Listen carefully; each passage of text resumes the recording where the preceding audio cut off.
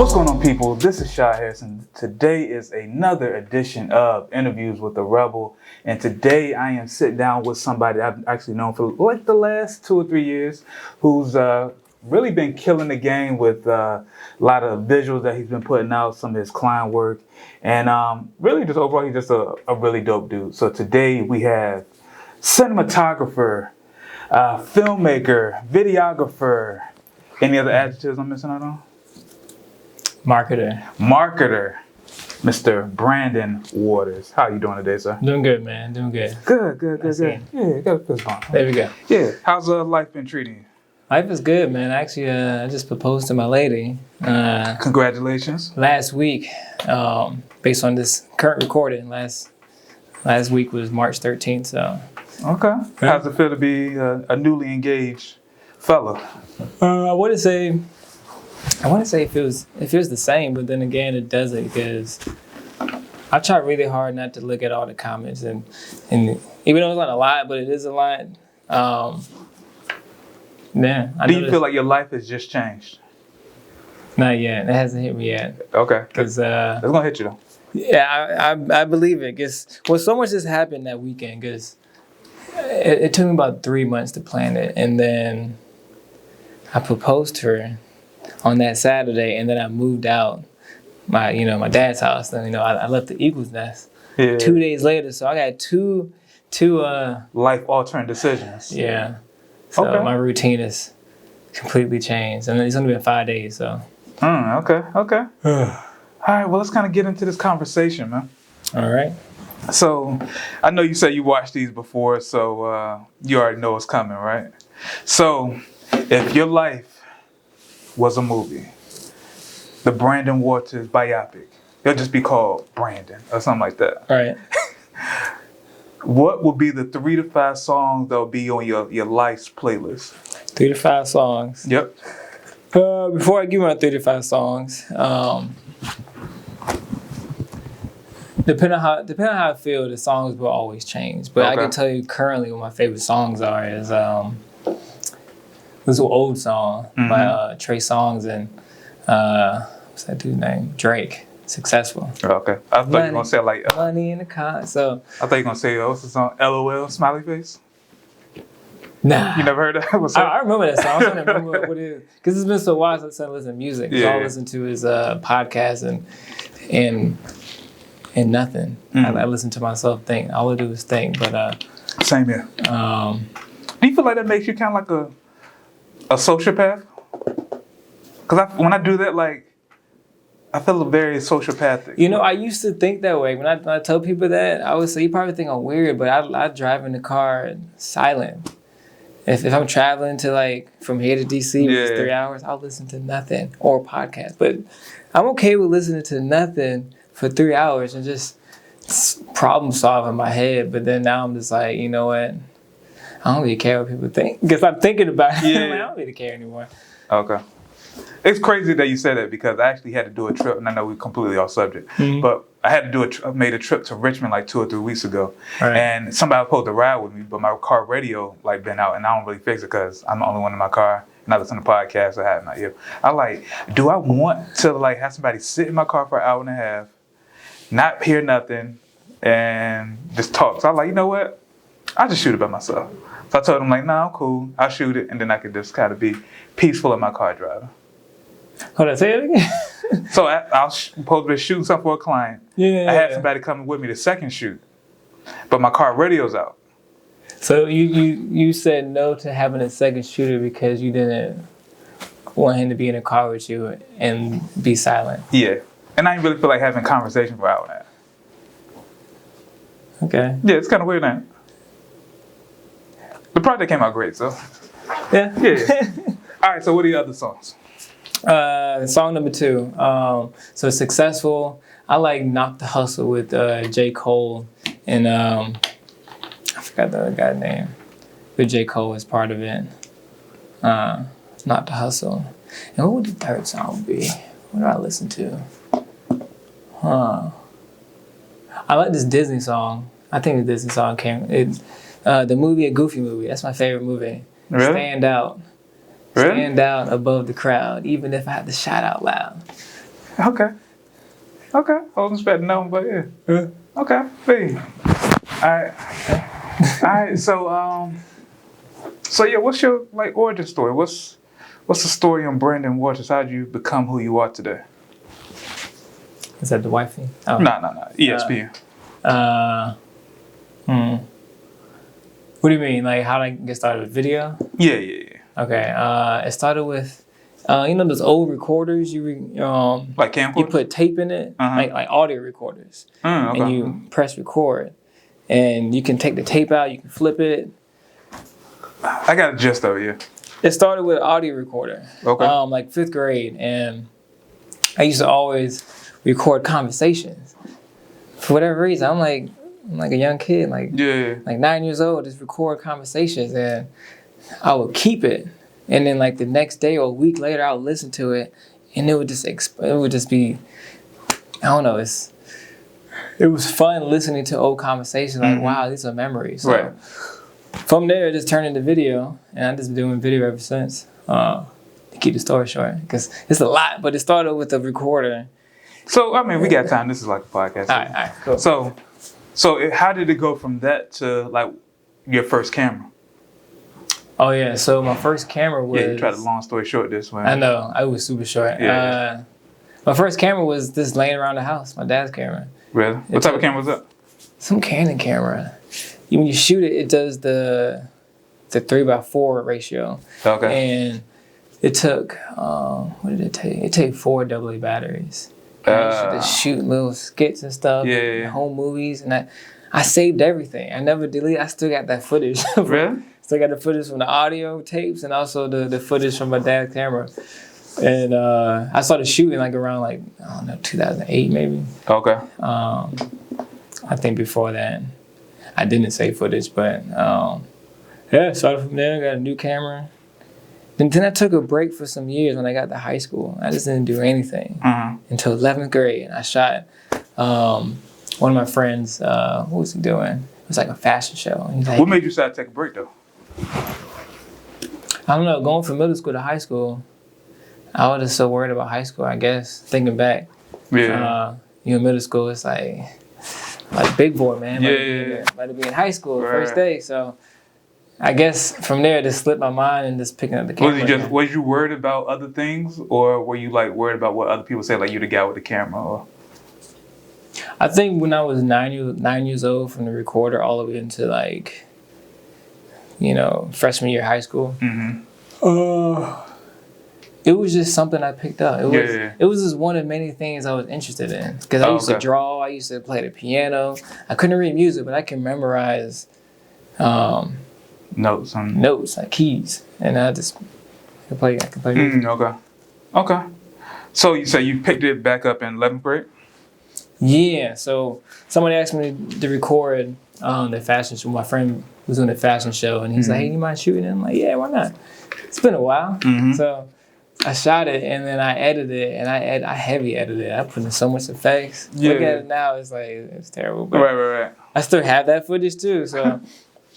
I just loved it. I'm like, this is great. Really? It was the editor I used was Power Director 3. Okay. And I was like Power Director 20 now. So you didn't start on Sony Vegas like everybody else? I heard about it, but I never. Okay. It was Power Director, and then Final Cut 7, and then 10, and that's all I used. Oh, you use Final Cut? Oh, okay. All right. So at one point did you decide, you know what? I like doing this. I want to kind of make money doing this. I was 21. Okay. I was an intern doing weddings, and this is back in 2013. And then I was just around so many different people in the event world. So, who you doing the internship with? This guy named Delta. Oh, okay. It's funny because we're kind of cool. We're not. Oh, okay. He kicked me off his team because I was a little cocky somebody. I guess I don't know. I was under his team. Yeah. I'm green in the game, so I Right. don't know. So I'm green and I'm under his squad, and then somehow we made an arrangement to Well, I was smart enough to ask, hey, can you give me a camera? And I work my way to it. Yeah. But I'm still under you, and I'm doing other events under you, but not really. But yes, really, because I'm under him. So anybody that I'm connected to through him, I understand now. But back then, I was just so cocky. I would just I'll be around him, and other people will come to me like, hey, can you shoot my stuff? And I used to put his logo up there because I knew it was connected to him, so I had a level of loyalty back then. I'm still loyal, but back then I did something that he thought wasn't good, and he just kicked me out the squad. But then you mean like did some work or the way you moved? Some work. Oh, okay. I did some work for somebody, and he got. I remember looking back, he got upset because the T, he got upset because what happened? I guess he just felt like I was taking advantage of him, I guess, because I put my name on it, produced by Brandon Waters. Okay. And I'm thinking, like, it makes sense to me because I talked to this person and talked to me. But if you I shot and edited it. So, all right, so with that, would you suggest somebody to work underneath another videographer now? If you're just starting out? Oh, yeah, always. Yeah. Really? Always intern with somebody. The thing is, really, it was just bad leadership, really. Really? Yeah, because he didn't give me no rules, no rundown of what I should and shouldn't do with whatever agreement that we had working together. So I get what you're saying. But me now being in a position where I actually have people under me, I can kind of understand where he's coming from on that. As far as... Tell me why. Because if you're the person who's at the top of the funnel, right? You had a company, you got people under you. Right. If they're working for you, then the company name should be on everything. If there is going to be a name on something, it needs to be the company name. Yeah, definitely. Because I've had situations where I've been out shooting. Like one of my gigs, I might have a second or third shooter. Right. And then I seen my second or third shooter pass somebody like their personal business card. It's definitely wrong. Yeah. So I'm like, yo. It's terrible. I'm like, so. I think we're saying the same thing. Probably so. So I guess what I'm saying is when it comes to leadership, like I know back then I knew that. Yeah. I knew that in a certain extent. But whenever I did something that crossed that line, which I never really understood, he could have came to me differently. Gotcha. He kicked me. When I say he kicked me out the squad, it's because I messed up once, and he just kicked me out the squad. He didn't give me an explanation why. He just said, "This is why." When I think back, it's like, oh, okay, he could have just talked to me. Yeah. That sounds like I didn't know. That sounds like he probably didn't like you or something like that, and just like, you know what, you out. So. Well, I was cocky, like I said, so maybe. I don't know. Ain't nothing wrong with being a little cocky, man. But what was it? Back to the why I picked up the camera? So you went from, work with, him and his project. So you're doing that for a little bit, and then did you branch out on your own after that, or did you still kind of bounce around a little bit? Oh yeah, so after him, it was another person that I interned with. He had a DJ company. So me and him would just put the business together for I think 5 years. And then I separated myself, I think 2018. So, yeah. Really? And the Waters Films was born. 2018. I feel like I probably met you in 2018, 2019. So that might have been around the same time. Yeah, we've seen each other somewhere. Yeah. I know we were doing something with Patrick. That was the first gig with Don Scott. Right.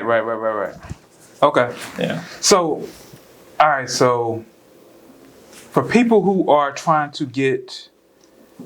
All right, let me rewind.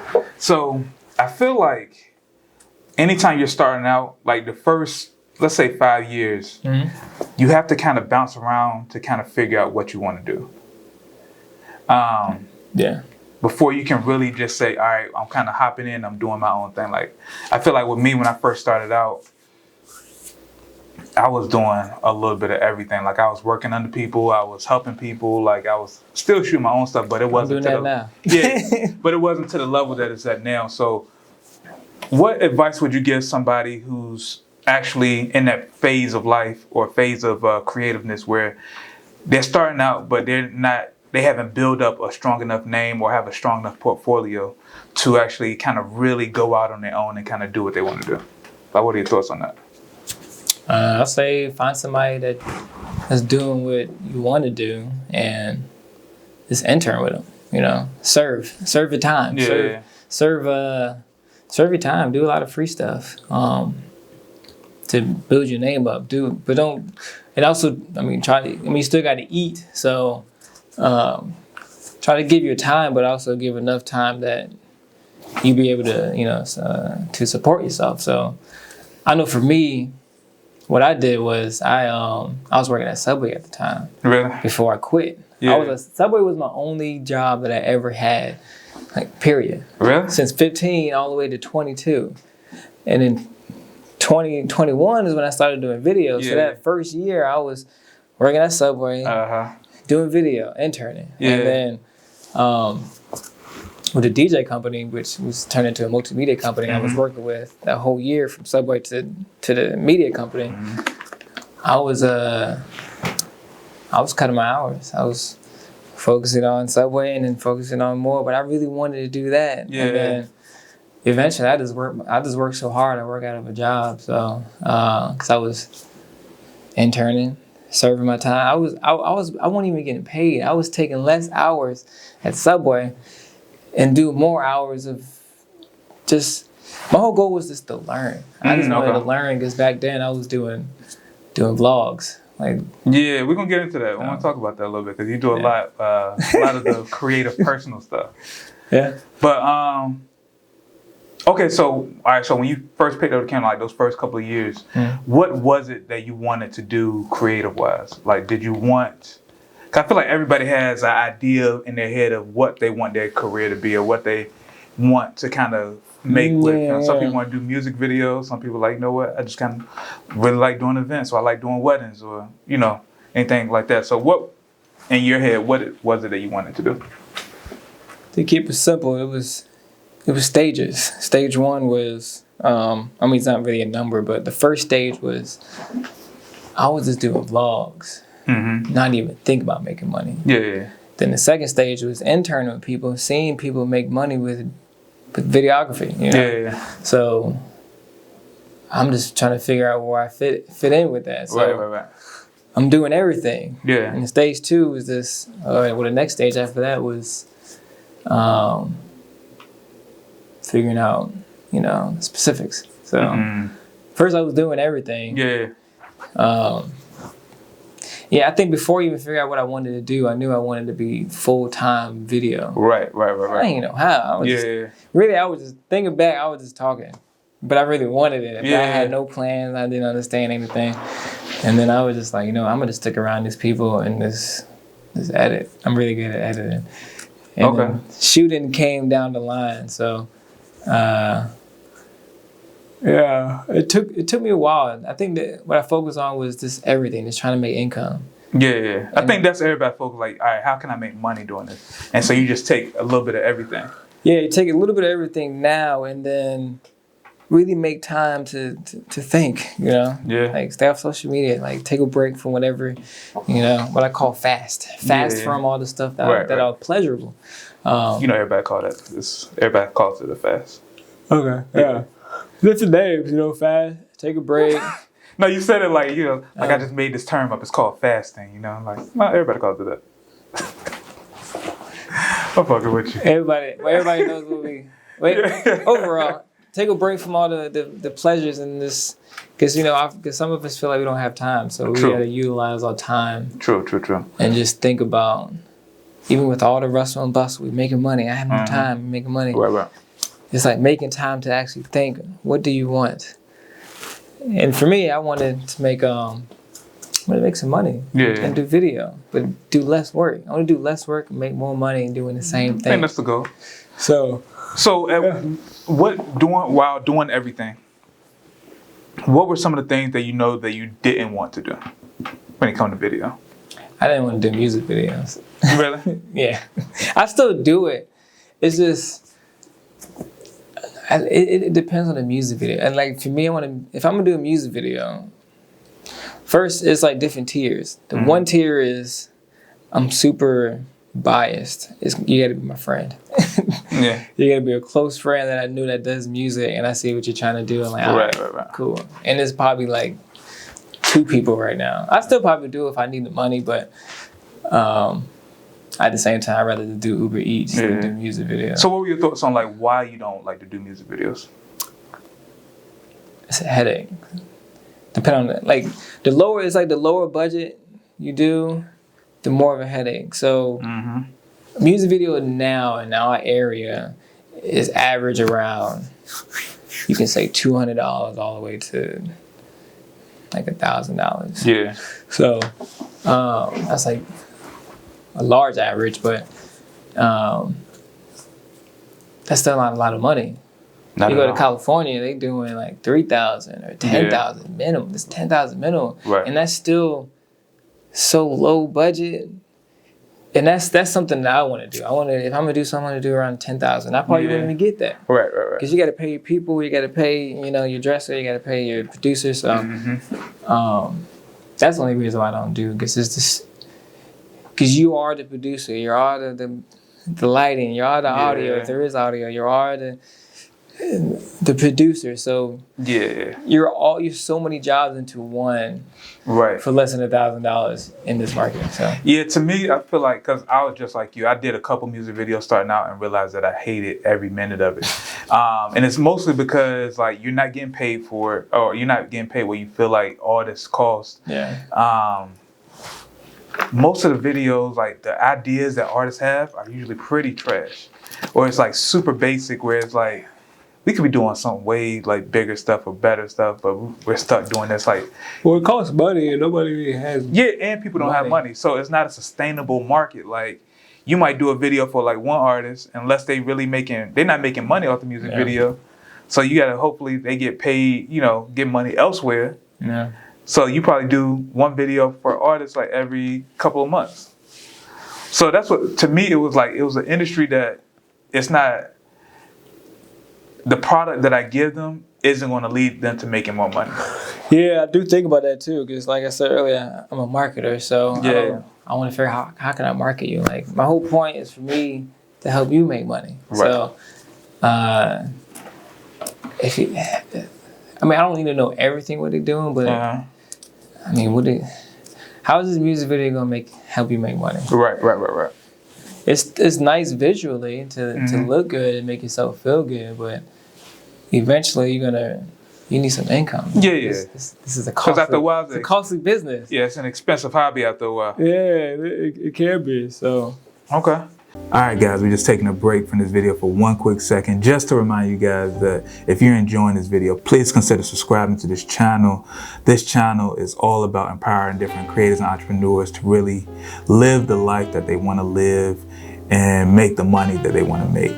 So if you like this video, please consider watching maybe the last 2 or 3 videos that we put out, because I know you'll probably like those as well. So before we get back to the video, go ahead and just take 5 seconds, hit subscribe, and you're gonna love every minute of this journey that we're on. So once again, I'm Shy Harris, in case you didn't know, of the Rebel Society, and let's get back to this latest episode. All right, so let's talk about gear for a second. all right. So what's in your camera bag? A camera bag. Yeah, what's in your camera I've never bag? made any of those videos. You haven't? Never. I think I made one. I thought about doing it. I just never had a chance, and then I don't know if I ever will. I mean, but since you asked me, what do I have? I have a lot of old cameras. All my stuff is old. So far I got 3 cameras, and I got how many lenses? I got 2 85mm lenses. 50mm, 24, like $100 24. Okay. Like super cheap. I think the most money lens that's expensive is about $500, less than $600. And what lens is that? That is 18 to 35, 1.8 Sigma.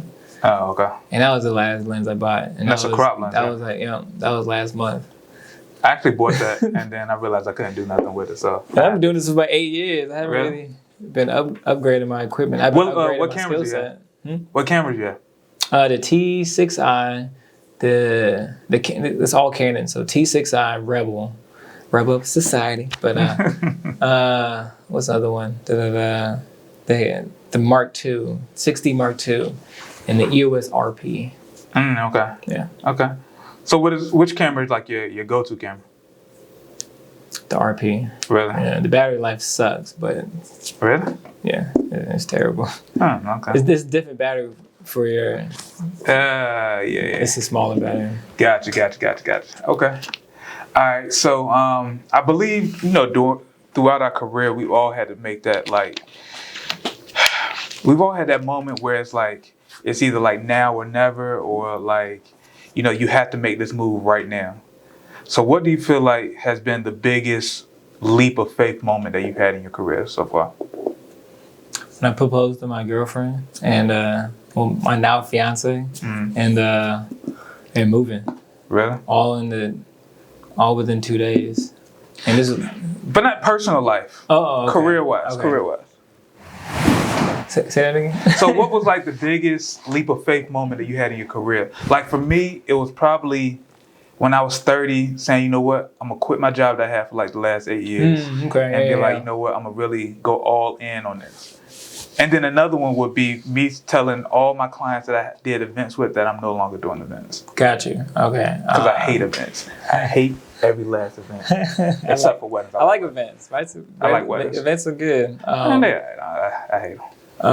So what was it for you? Crazy enough, it would be the same answer, but I can add to it. Yeah. Because moving and girlfriend is connected to. Yeah, explain it then. Because your mentality is everything. So your first business is your relationship. So if I'm not successful with my fiance, then I can't be successful in anything else. But beyond that, or before that, what led up to now, I would say quitting Subway. I remember what day it was. It was February. Do I remember what day? February 27th. Whatever year it was, 7 years ago. So I was there for 7 years too. So what were your thought process behind like, you know what, I have to, like, now is the time for me to leave this place? The person I was working with, he just highly suggested that to wouldn't quit, and I was like, "You sure?" Like, so it was really on somebody else. I was always relying on other people, which was a good and bad thing. But yeah, quitting Subway, and then what was the next thing? Majority of what I did was weddings. So weddings led up to doing corporate stuff, which I'm doing now. So weddings.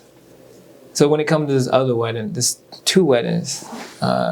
Shooting at Hampton University. The president, Dr. Harvey, his daughter, Leslie. Hey, Leslie. She got married, and I was like 23 at the time. Yeah. So that was my biggest weddings I ever did. Really? It was a few famous people there. Michael Vick was there. So if Michael Vick was there, then I made it.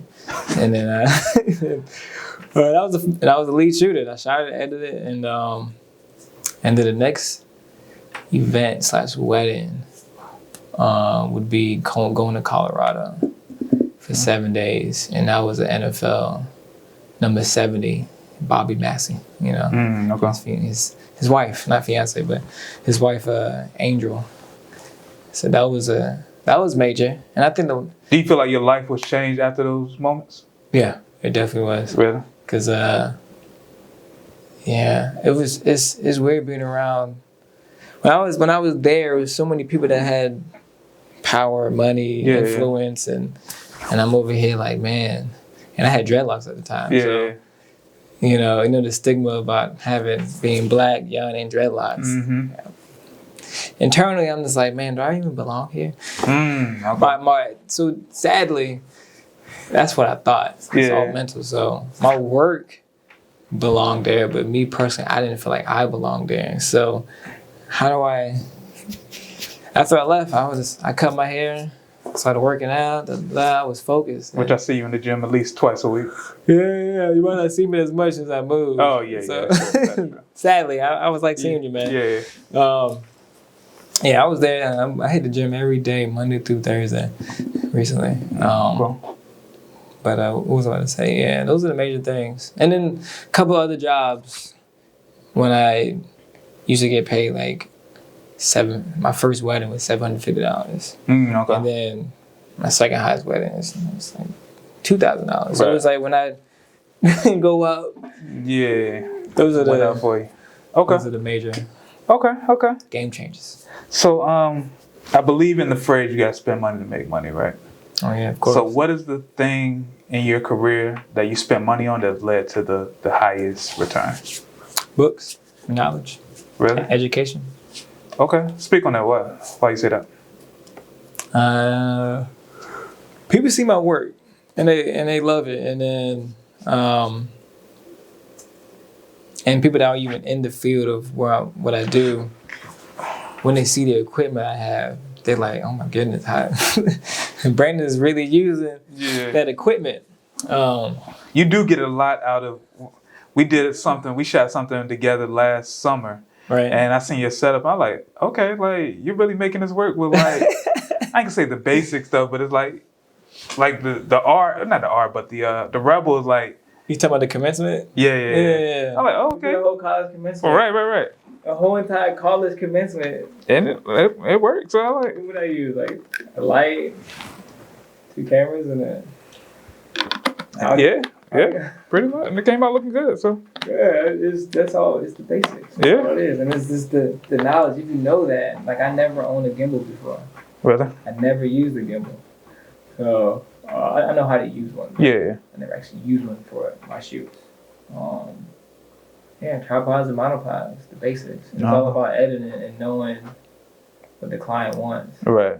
So, and that's all came from education and learning. Just about learning. You learn people, because there's so many people like for me, like I go to different conferences before, what's going on right now, and I see their work, and I'm just like, you guys are making like 6 figures, and this is like, what in the world? I'm over here trying to make like $800 a month, even $500 a month. But, right. I'm making more than that now, but it was because I started learning. Like, oh, okay, he's a people person. Like, if you know how to sell, and your work is just up to par, it's just right there. It don't gotta be here. But if you know how to market yourself, you know how to talk to people, you understand what their problem is and how you can solve it. It don't matter what equipment you got. Okay. So let's speak on this, because I actually recently started putting out a lot of posts in regards to pretty much the marketing, but also like the psychology that goes involved when it comes to like video work.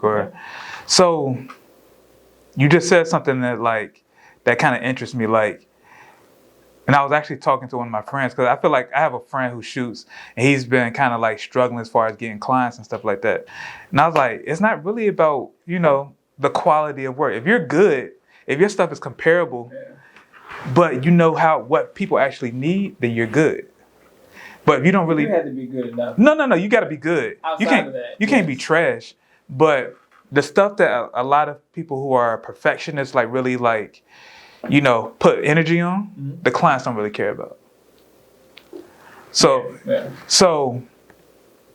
but with that, you got to understand what people think, what are the reasons people are actually coming to you for, or what are the reasons that people gravitate towards you, your energy, and the work that you put out. Exactly. Right. So, like, what are your thoughts on that? Like, just overall, like, as far as like the psychology-wise of video work, or what is something that you feel like a lot of creators out here don't really understand? They don't understand to ask questions, and I'm notorious with it. Even my lady helps me with that. When you ask questions, that means you care. Yeah. Not that you're being annoying. Because some people feel like, I don't want to ask so many questions. Wow. Which, if you have a list of questions, you drill them with questions, then it's pretty annoying. But conversationally, you're just having a conversation and you ask questions because you care to know. So you can help them, but you're also helping yourself to not give yourself more work than you need to. Because if you don't ask the right questions, like for instance, like I have this conversation all the time. I talk to just anybody, client, small client, I talk to them exactly the same way. Right. And I always make sure I get exactly what they want. And sometimes they don't know what they want. And that's fine. We're the experts. Some people don't know what they want, but most people don't know what they want. Yeah. But it's also your job to kind of figure it out a little bit. For me, it is anyway. Yeah, so it's like two parts to that. If you don't have experience, then you just gotta just do whatever they want. Right. Make sure it's in writing so you don't do more. Right. They can come back. You can give them exactly what they want, and then they say, "Oh, can you do this, do that, da da da?" And if you don't have like you gotta have written aggrement or whatever, revisions and all that type of stuff. Yeah, then it's like it's a moving target. And then the other hand is brain fart. I forgot what Yeah. The second part I can't remember, but yes. So when I ask that question, I mean as far as like, cause one of the main things that I feel like a lot of creators don't really think about is like, all right, there's a lot of people I know who are perfectionists, but like I said before, your client really doesn't care about those small, minute details. So the thing for me is like, any client that I deal with, they either like me because of my personality, which sometimes I don't have the greatest personality, or they like that. You have a great personality, bro. Yeah, I do. I'm joking, but sometimes I can be like a dick and not want to talk. So, but they either like me for how I like treat them, or they like because it appears that I have a big brand and that a lot of people work with me in, and I have this, bigger, brand that a lot of people want to be a part of. Right. Or they like me just because I provide results. So to me, it's like more creatives need to figure out like, all right, what is the reason that people actually are booking me for or booking you for? Because if you know that, then you can kind of lean into that a little bit more or figure out like what people are actually coming to you for. Because like I have a friend who's a chef. She does good work, but at the same time, people come to her because she's very warm and cuddling. She makes you feel all good on the inside and all that good stuff. Yeah. So people just need to understand that. So. Yeah, if I could answer that, make it simple. If it was an actual, what should you do or what should you know? First, automatically know what they need. And then ask questions to figure out what they want. Right.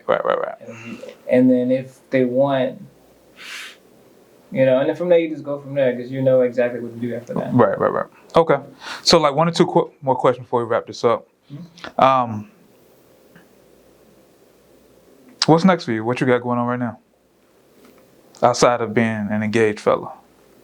Yeah, work. Back to work, really. I'm gonna get a podcast. So that's been planned out for a while. I just had to get their proposal and moving, all of that. But work-wise, I'm getting the podcast. Really? What's the podcast going to be about?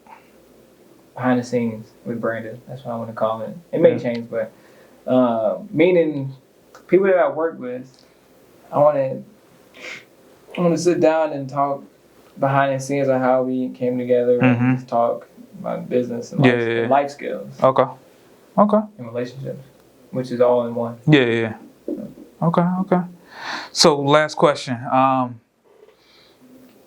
What do you feel like is the blueprint to be a successful videographer? If you had to give somebody starting out, like, you have to do these 3 things as a videographer or as a creative and you'll be successful. What are those 3 things?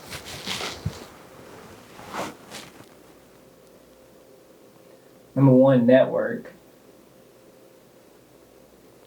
Because network leads into building relationships. And relationships is everything. So, number 2, the next step is, and these could be in order.